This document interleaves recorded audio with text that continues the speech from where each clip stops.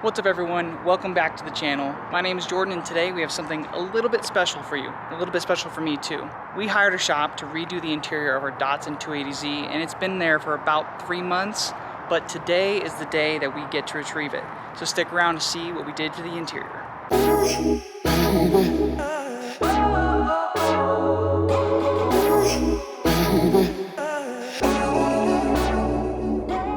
Everyone might not be aware what a stock 280z interior looks like, but we kept it pretty true to the original, just with a little bit of added flair and a few modern touches here and there. I'm gonna go through all of those details with you in a little bit, but now we're gonna hop in the car, get to the shop, and pick up the car.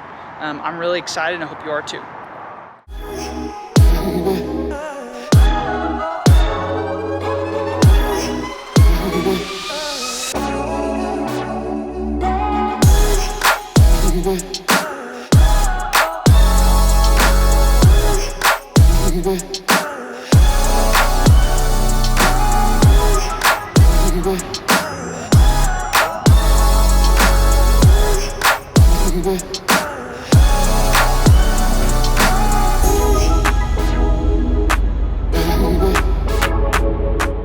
Alright, so when we went to the shop, it was a little bit hectic, there was a lot going on, so I had some trouble filming, but I drove the car back to the warehouse, and now I'm ready to show you guys how it turned out.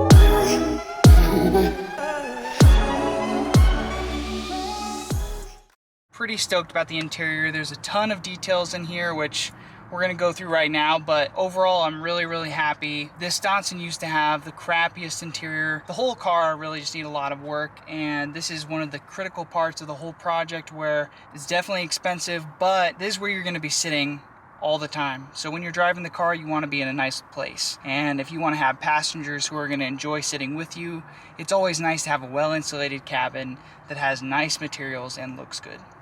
Starting in the interior, we have this really awesome NRG steering wheel. I picked this out a couple years ago. I think it's really nice. The only part that I've experienced with 2 of these wheels is this finish is actually degrading. This used to be like a really nice black, and now it's almost like a bronze, which matches with the interior, but it's not necessarily what you want. You don't want it to deteriorate. But regardless, it looks good with the black leather. Following that, we have the shift boot. This turned out really nice. I might switch it to black later, but I think the brown accents everything really nicely. We'll see how it grows on me. And I got this shift knob off Amazon, really cheap, but I think it's a unique touch. I talk about the steering wheel and the shift knob first because those are your driver mods. Those are the things that you're gonna be using all the time to drive the car. So you might as well get some high quality parts like an aftermarket steering wheel that's not all messed up because it's 50 years old, as well as a nice shift knob.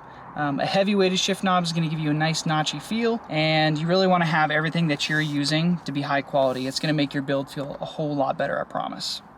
Next, I want to point out the seats because these are super important as well. We decided to go with a classic style, but you could go with an aftermarket seat. There's lots of great ones out there. But you want to make sure that you have some nice side bolsters to hold you while you're turning, as well as some really good materials that you're going to be sitting on and touching all the time. Pretty much every single thing that you're going to be touching, you want to be high quality because it's going to remind you that you've done a good job on your build, and it's going to remind your passengers that you've got a really nice piece of equipment with you.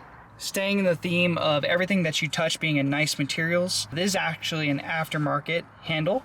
So I'm gonna go ahead and open the door. This is actually an aftermarket part from Skillard. If you look them up online, they make a lot of Datsun parts. Their original part is very industrial looking. It's CNC cut aluminum. So we decided to cover it to give it a little bit more of a finished look. And this is one of my favorite pieces of the whole project, a Skillard door card covered in fabric, vinyl, and leather.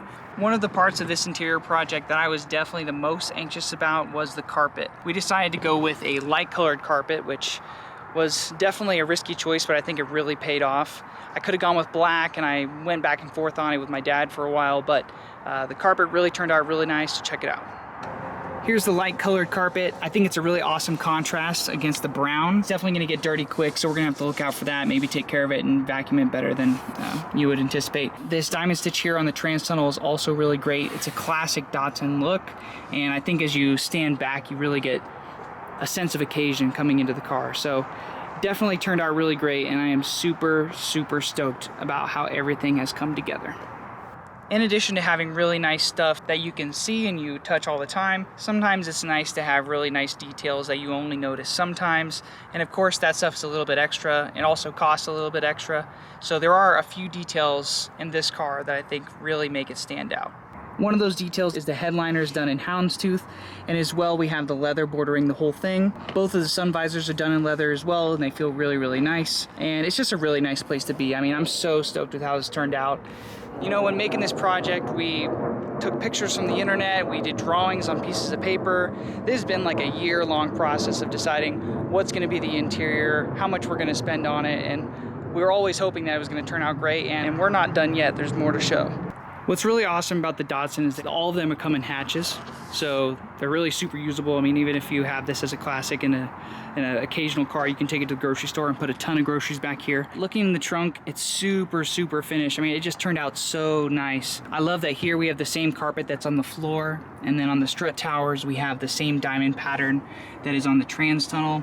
And the upholsterer, he surprised us with this little accent piece here with a leather Z, so I really appreciate that, and I think it's really awesome. They did some modification magic with the seatbelt covers, because with the Technotoy tuning strut brace, you can't actually use these, so I really appreciate them trying to make that work as well. Eventually, I think some point we'll paint these black. I just really want them to blend in better. I think the blue is really just stands out, and we're not gonna have this car be this blue color forever, so it doesn't really make sense for us to keep it.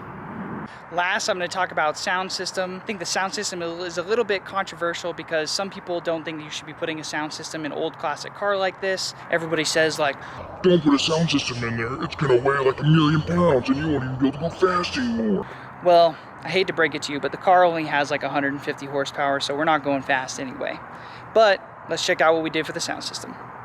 Up at the front of the car for the head unit, don't worry about all these loose wires, we're going to figure that out later, but we went with a Retro Sound replica head unit, and if I'm being honest, this is what I'm most disappointed about with the whole build. When we saw online that they do really good replicas of the head units, I was really excited. And when I ordered it and compared it with the stock head unit, it does look very similar, but none of this actually works. This is actually just a sticker over a digital display. So I'm a little bit disappointed with that, and especially for $450, I expected more. Alright, I'm running out of daylight here, but the last thing I'm going to talk about is the speakers. Definitely happy with the speaker setup here. It's just a thin little panel covered in leather, and these are speakers that you actually can find for Harleys and that kind of thing. So if you see the Harleys running around with their music blaring, it's that kind of speaker. And as well as those two 6.5-inch speakers, we have a couple 4-inch speakers right here behind each seat, so you actually can't see them, but they're in the stock locations. And overall, it's a really good sound system setup. I don't think you would ever need any more sound than that. It's enough to hear on the highway, and it's definitely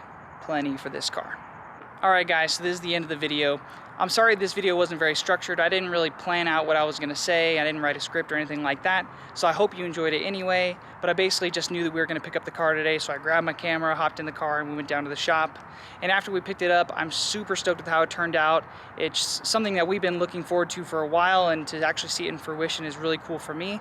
I hope you guys enjoyed it too. If you have any questions about the interior build or anything like that, comment below, like and subscribe, and we will see you next time. Thanks guys.